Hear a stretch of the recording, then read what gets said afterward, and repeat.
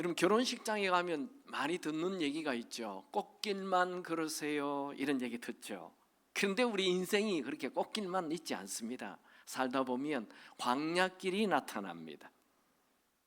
원치도 않는 고난의 길, 광야길이 우리 인생에 나타나죠. 성경의 무대인 이 이스라엘은 국토의 50%가 광야입니다. 구약에 광야라는 단어는 270번 정도 나옵니다. 광야는 거친 땅, 빈들, 사막, 불모지를 포함합니다.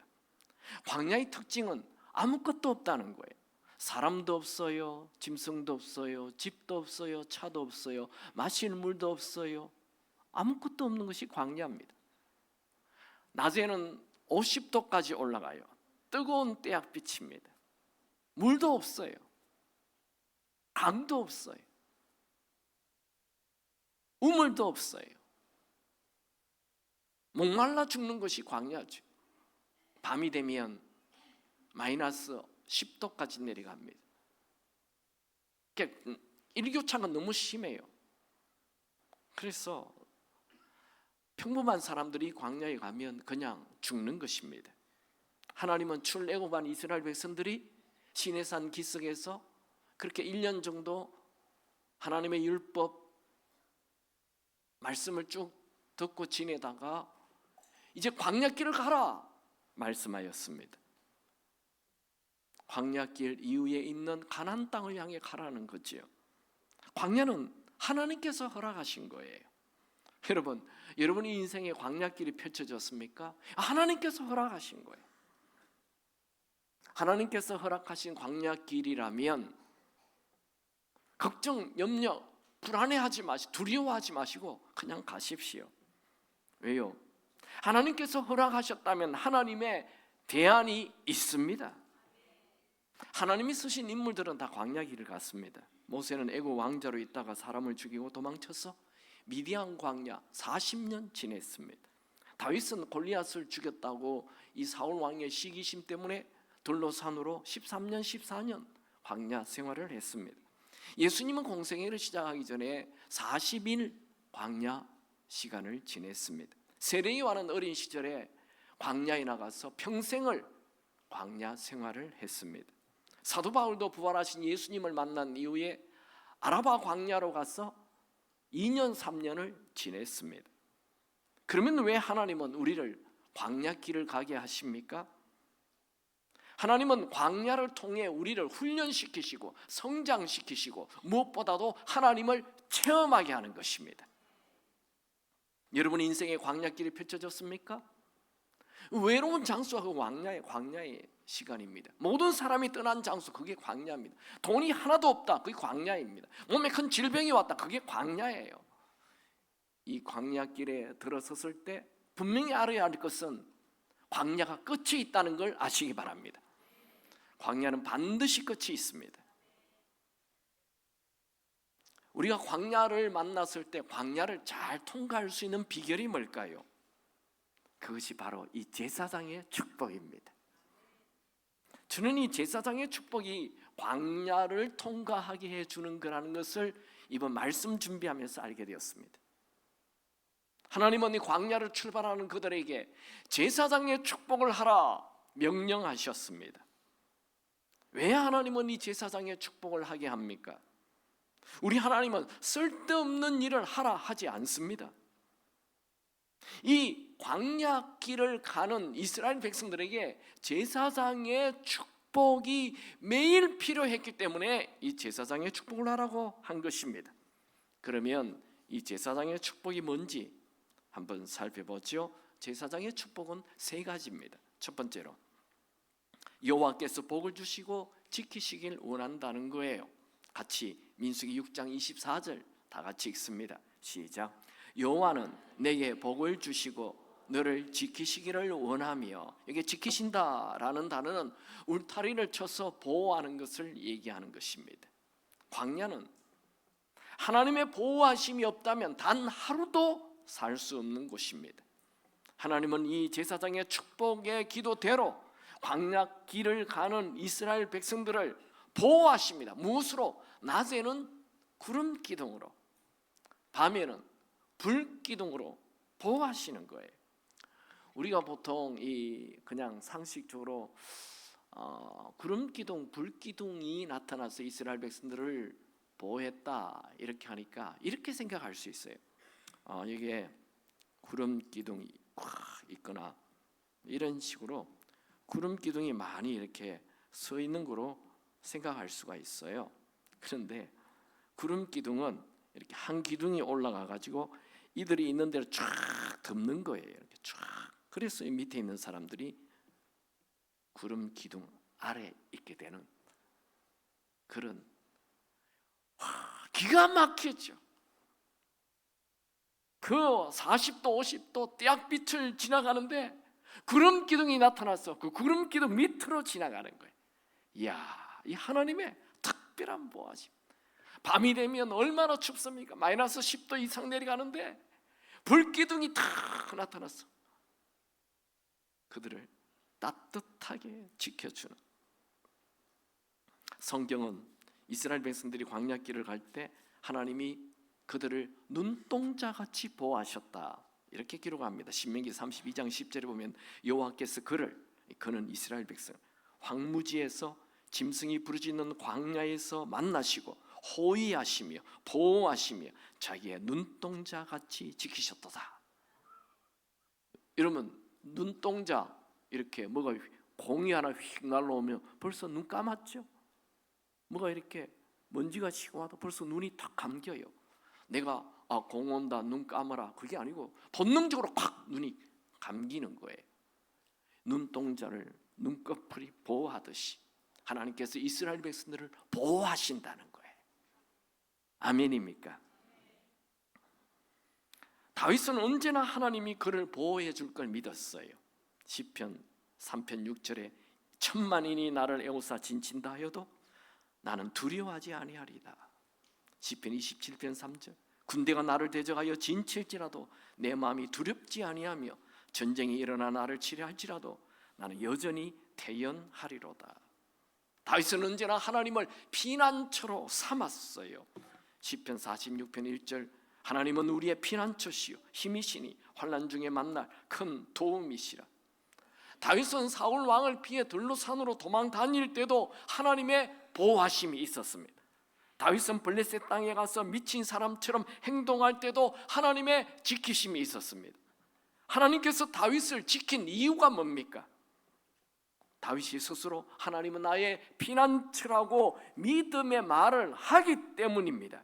성경이 그렇게 나와 있어요.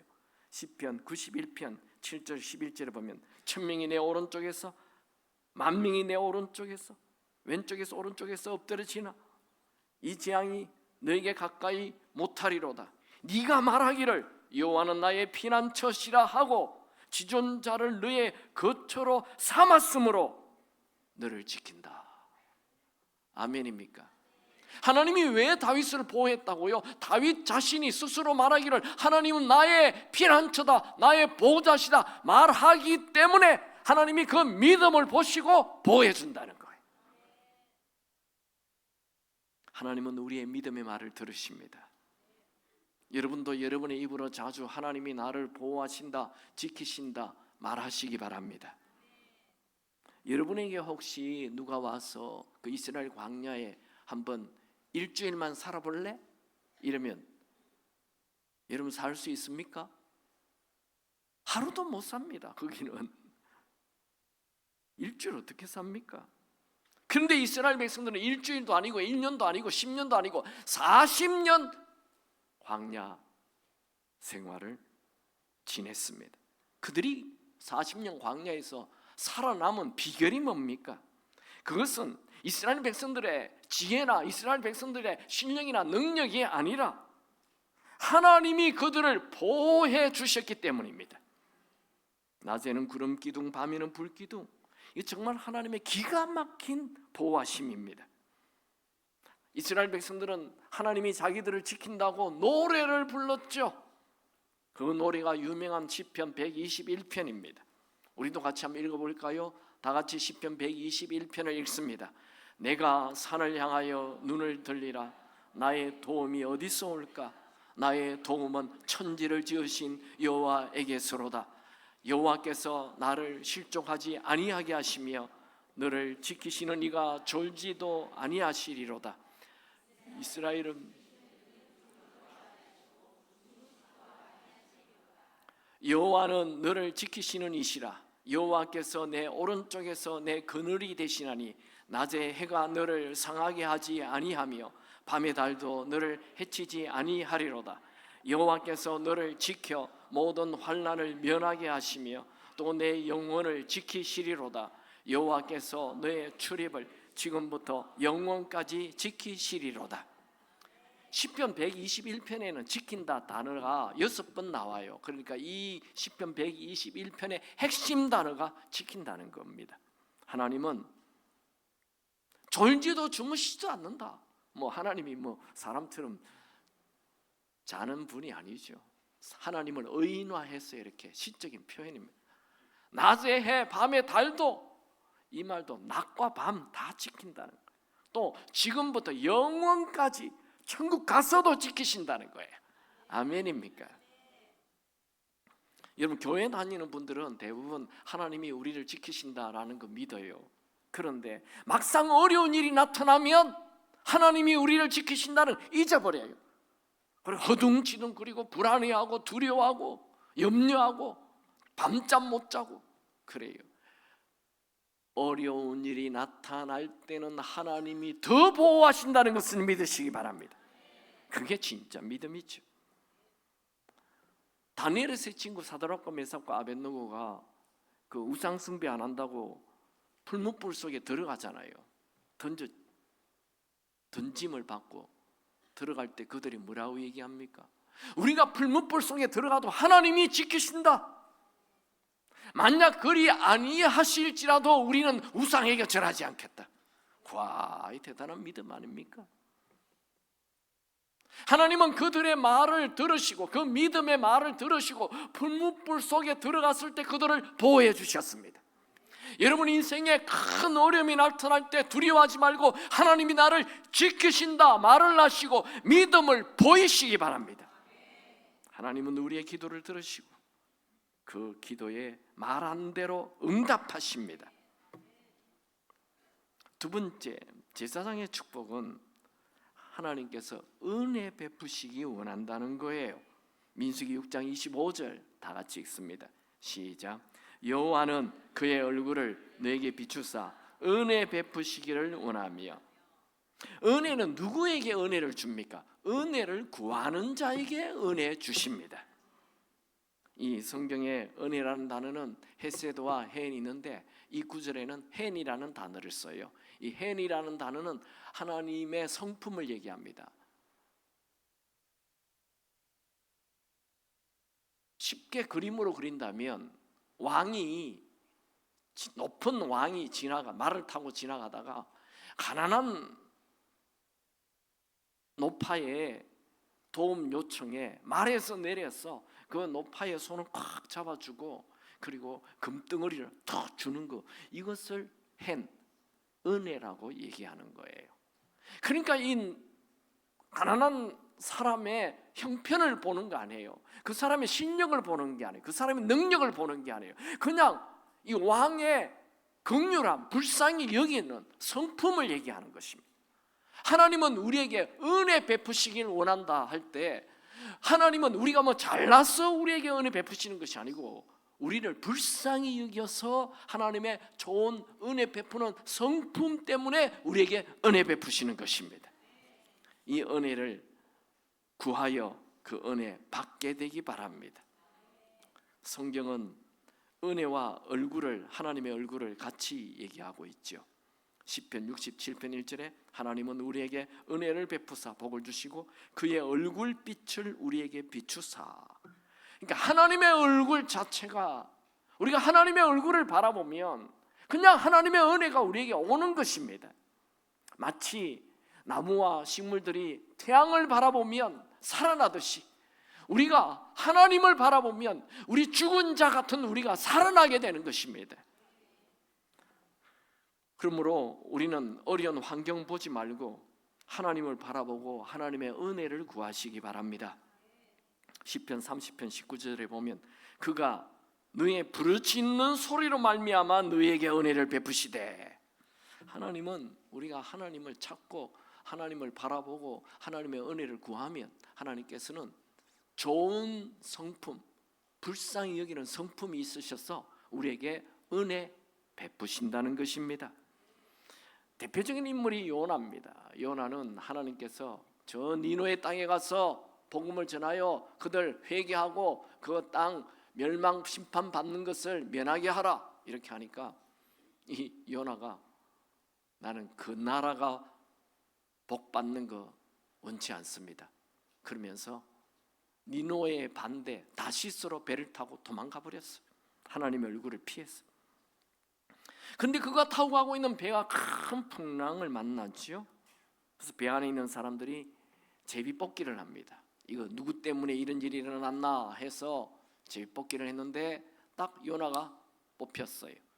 그러자 너는 누구냐? 이러니까 나는 하나님을 섬기는 사람인데 내가 지금 하나님 명령에 불순종해서 도망가다가 이런 일이 일어났어. 이거 다 풍랑 이거 내 때문입니다. 그러자 사람들이 요나를 바다에 던졌죠. 하나님의 은혜로 큰 물고기가 나와서 요나가 물고기에게 삼킴을 당합니다. 그런데 뱃속에 들어간 이 요나가 하나님께 기도하기 시작합니다. 요나서 2장 1절에 요나가 물고기 뱃속에서 그의 하나님 여호와께 기도하여. 원래 요나는 기도하지 않는 사람입니다. 선지자인데도 기도를 안 해요. 하나님의 음성 들어도 기도를 안 해요.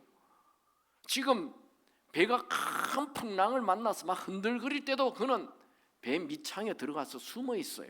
아니 어려운 일이 나타나면 기도해야죠. 근데 선지자인데 그는 기도 안 합니다. 그런데 이 물고기 뱃속에 들어가니까 이제 죽는 거잖아요. 죽기 직전에 기도하기 시작합니다. 그게 요나서 2장 2절 3절. 이르되 내가 받는 고난으로 말미암아 여호와께 불러 아뢰었더니 주께서 내게 대답하셨고 내가 소울의 뱃속에서 부러지졌더니. 이 소울이라는 히브리 단어는 우주에서 가장 낮은 곳, 무덤, 지옥 이런 뜻을 가지고 있습니다. 그리고 요나는 자신이 죽음과 같은 곳에 던져져서 이제 부르짖어 기도하는 거예요. 그렇게 기도하지 않던 요나가 뱃속에서 죽음을 눈앞에 두고 부르짖어 기도합니다. 요나서 2장 4절 내가 말하기를 내가 주의 목전에서 쫓겨났을지라도 다시 주의 성전을 바라보겠다 하였나이다. 성전을 바라본다는 것은 다시 하나님을 바라보겠다는 거죠. 요나가 인생 제일 밑바닥 소울 죽음 직전에 갔을 때 하나님께 부르짖고 하나님을 바라보겠다고 말하고 있습니다. 지금 여러분의 인생이 제일 밑바닥에 던져졌습니까? 요나의 끝은 끝이 아닙니다. 요나의 끝은 하나님의 은혜가 시작되는 장소였습니다. 여러분들도 나는 기도 외에 지금 아무것도 할 수 없다라는 상황에 이르렀습니까? 그곳에 하나님의 은혜가 시작됩니다. 낙심하지 마십시오. 내 스스로 하나님을 바라보고 내 스스로 하나님께 부르짖는 기도를 한다면 하나님은 반드시 그 기도를 들으시고 은혜 베풀어 주실 것입니다. 요나는 지금 기도를 편하게 할 수 있는 그런 상황이 아닙니다. 물고기 뱃속에는 호흡 곤란이 옵니다. 산소가 없는 곳입니다. 물고기 뱃속에는 소화액과 뱃속에 들어온 작은 물고기들이 죽어가는 역겨운 냄새가 가득한 악취가 넘치는 상상도 못한 고통이 있는 이 피부가 막 그냥 그 소화액으로 썩어 들어가는 거잖아요. 막 죽어간다고 해요. 빛이라고는 하나도 없는 캄캄한 장소입니다. 그는 1분 1초도 하나님의 은혜가 없으면 살 수 없는 장소에 지금 들어가 있는 것입니다. 그때 그는 오로지 하나님만 생각했습니다. 여러분, 하나님을 바라보며 하나님께 기도하는 자, 하나님의 은혜를 구하는 자 결코 망하지 않습니다. 여러분, 우리 기도는 그리스도인들의 특권입니다. 여러분, 모든 문이 다 닫혀도 하늘 문, 기도의 문이 열려 있음을 믿고 기도하시기 바랍니다. 여러분이 인생 마지막 순간에 던져졌습니까? 시시한 기도하지 마시고 목숨을 걸고 기도하시기 바랍니다. 목숨 걸고 은혜를 구하는 자 반드시 은혜를 받게 될 것입니다. 하나님은 죽음 직전에 있는 요나를 버리시지 않고 그에게 은혜를 베풀어 주지요. 요나서 2장 10절 여호와께서 그 물고기에게 말씀하시매 요나를 육지에 토하니라. 다시 본문으로 돌아갑니다. 민수기 6장 25절 다시 읽을까요? 시작.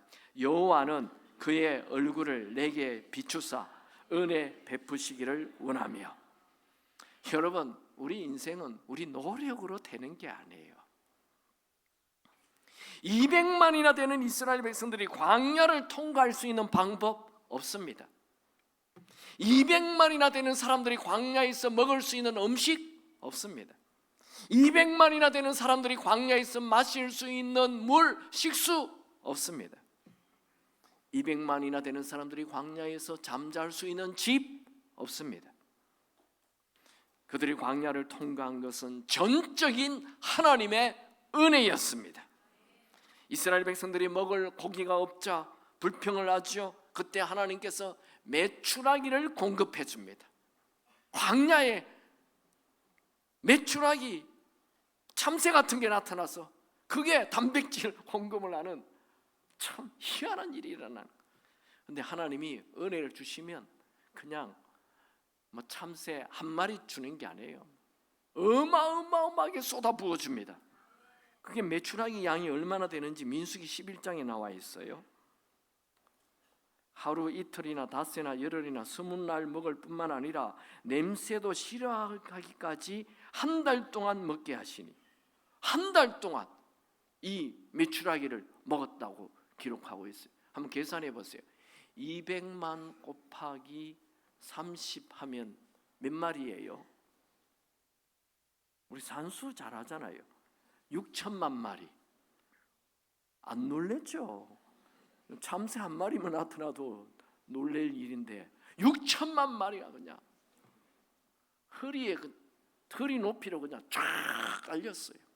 사막에 어디서 이런 메추라기가 나타났어요? 지중해에 있는 메추라기 전부 다 일로 가게 한 거예요. 할렐루야.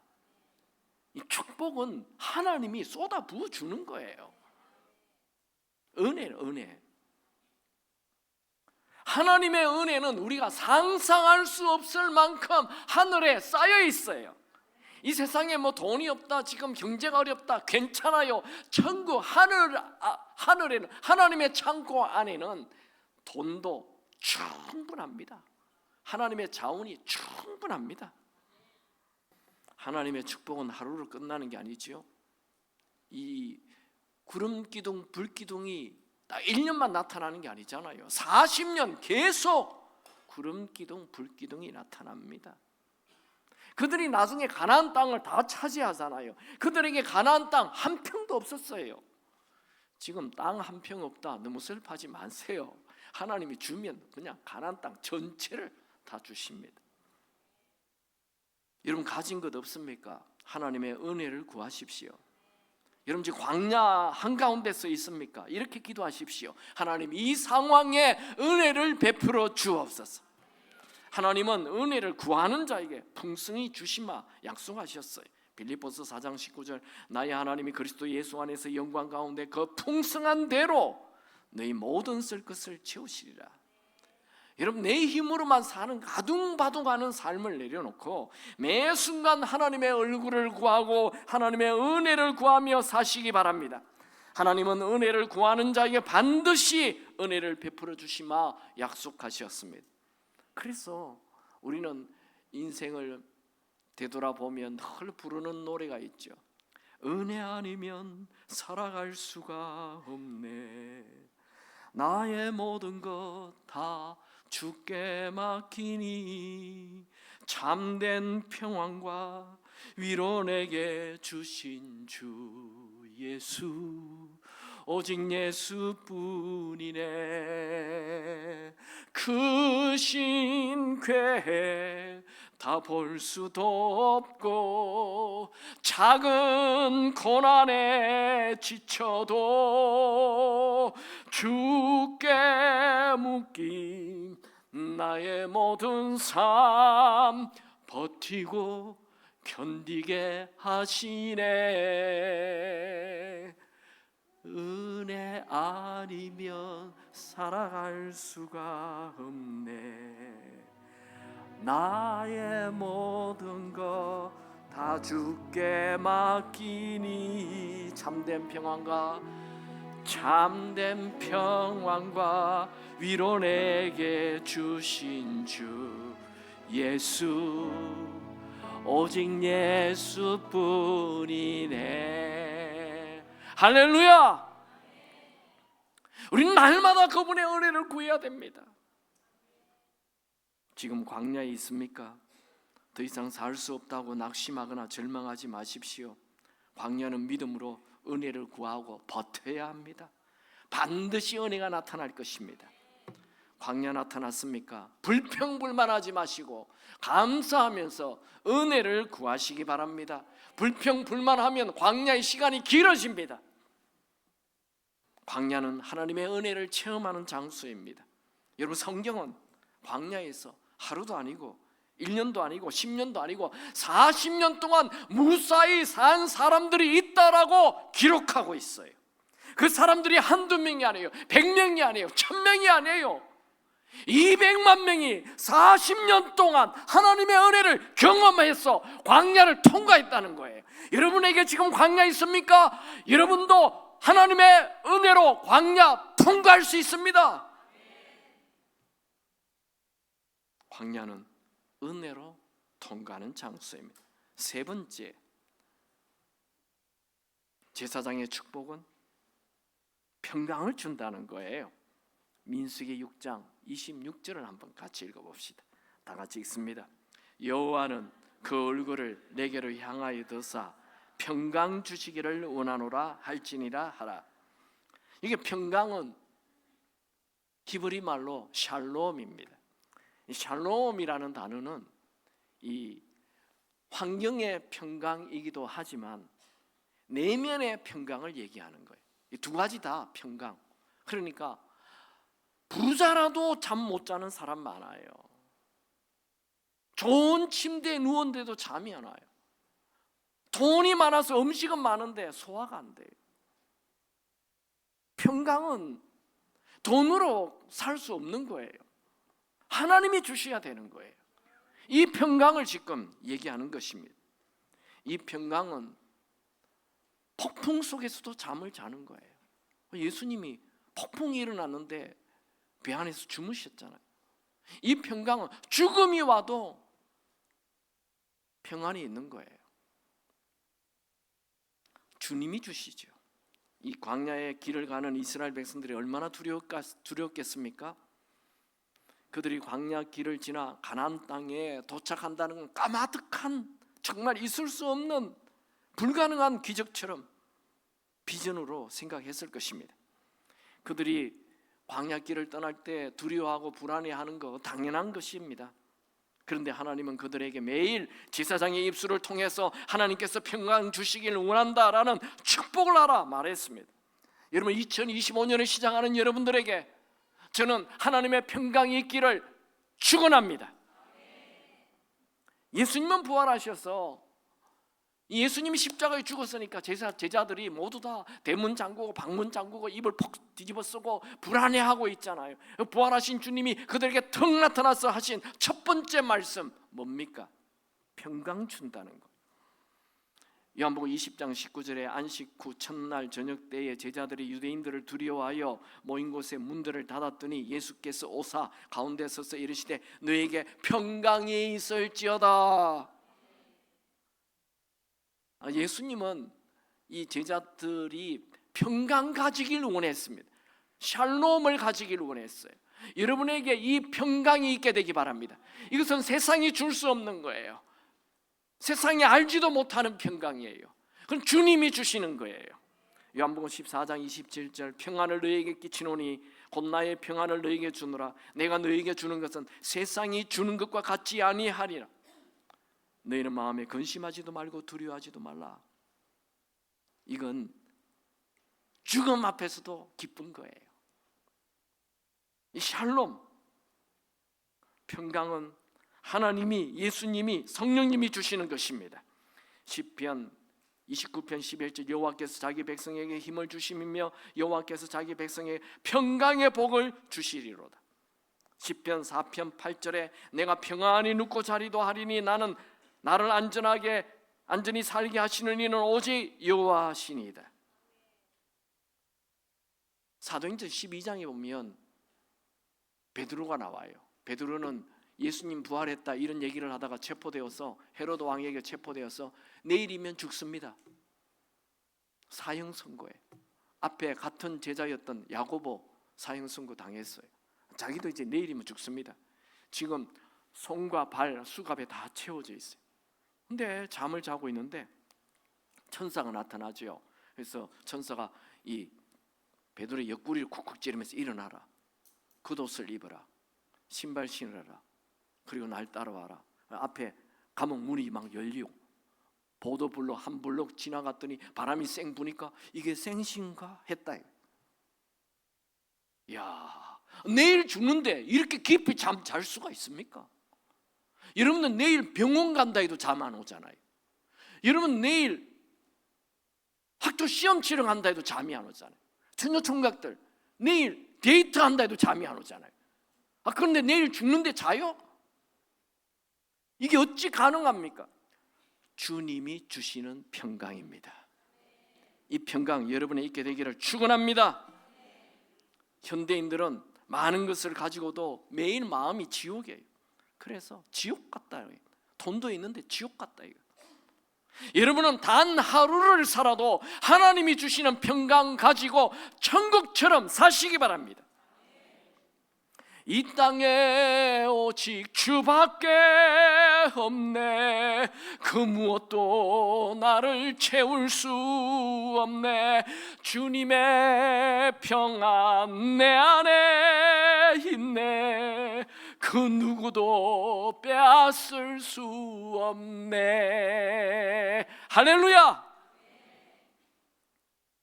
하나님은 광야길을 떠나는 이스라엘 백성들에게 제사장을 불러서 매일 축복하라 했습니다. 그러면 하나님이 그 제사장의 축복을 들으시고 이스라엘 백성들에게 복을 내려주시겠다 말씀하십니다. 마지막 절 민수기 6장 27절 다 같이 읽습니다. 시작. 그들은 이같이 내 이름으로 이스라엘 자손에게 축복할지니 내가 그들에게 복을 주리라. 제사장들이 축복하면 하나님이 그 축복대로 되도록 해주겠다는 거예요. 제사장의 축복. 오늘날 한국 교회가 제사장의 축복을 너무 이렇게 숨겨버렸어요. 예배 마치는 시간 사인이 축복 아닙니다. 이건 매일 하라고 했어요. 매일 제사장의 축복.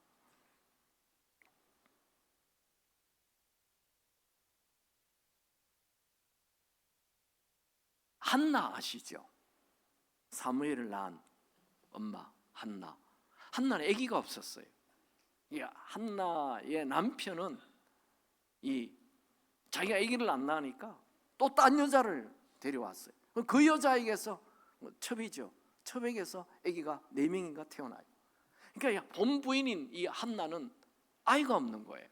그래서 성전에 가서 막 울며 기도합니다. 하나님 나에게도 아기를 주십시오. 막 울며 기도하니까 너무 그게 슬퍼서 눈물이 막 흘러요. 그런데 이 엘리 제사장은 딱 보니까 웬 여자가 성전에 와서 기도하는데 막 울고 술 취했구나. 그래서 대낮부터 이렇게 술을 먹냐 하면서 막 고함을 쳤어요. 그랬더니 아니 이 엘리 제사장 영성이 없잖아요. 이 기도하는지 술 먹었는지 그것도 구별하지 못하는 그게 제사장이라고. 그래서 이 한나가 확 화를 내면서 당신 내가 지금 울며 기도하는 게 보이지 않냐 이러지 않고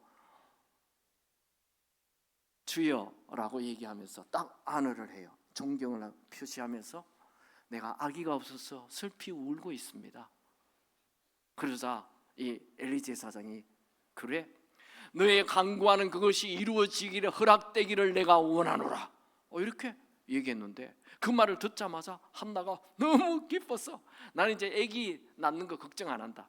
제사장이 나를 위해서 축복 기도해 줘서 아기 주신다 하셨어.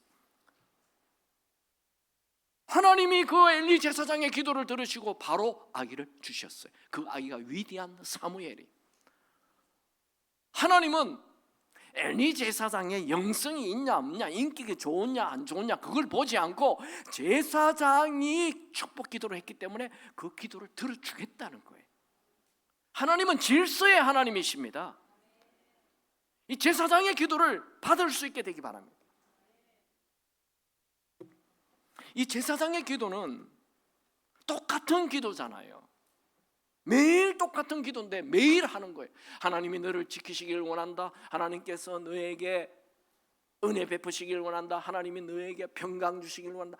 사람들이 다 외워요. 그런데도 반드시 제사장이 매일 하루를 출발할 때 매일 이 기도를 받고 그들은 광야길을 가는 거예요. 다 안다고요. 다 외웠다고요. 그런데도 그걸 매일 받았다. 어떤 사람은 그 기도 뭐 다 아는 기도 내가 뭐 꼭 받아야 되나? 매일 똑같은데. 여러분 매일 밥 드시죠? 나 30년 밥 먹었어. 이제 밥 안 먹어. 죽어요. 매일 축복 받아야 됩니다. 매일 은혜 받아야 됩니다. 이스라엘 백성들이 그 거친 광야길을 통과할 수 있는 비결이 뭐라고요? 매일 제사장의 축복이라는 영적 갑옷을 입고 통과한 것입니다. 여러분이 지금 광야에 서 있습니까? 광야는 우리를 망하게 하지 않습니다. 거친 광야를 보고 미리 낙심하고 두려워해서 망하는 것입니다. 여러분은 광야에서 제사장의 축복을 받고 제사장의 축복으로 하나님의 보호하심, 하나님의 은혜, 하나님의 평강 경험할 수 있게 되기 바랍니다. 말씀을 정리합시다. 하나님께서 광야의 길을 가는 그들에게 제사장의 축복을 하라 했어요. 제사장의 축복이 뭡니까? 첫 번째, 여호와께서 복을 주시고 지키시기를 원한다는 거예요. 두 번째, 여호와께서 은혜 베푸시기를 원한다는 거예요. 세 번째, 여호와께서 평강 주시길 원한다는 것입니다. 이 제사장의 축복을 그대로 이루어 주신다고 말씀하셨고 정말 그대로 이루어 주셨습니다. 여러분들도 매일 이런 제사장의 축복을 받으시고 또 주변에 제사장의 축복을 할 수 있게 되기 바랍니다. 먼저 나에게 하시고 그리고 자녀에게 하시고 주변 사람들에게 하시기 바랍니다.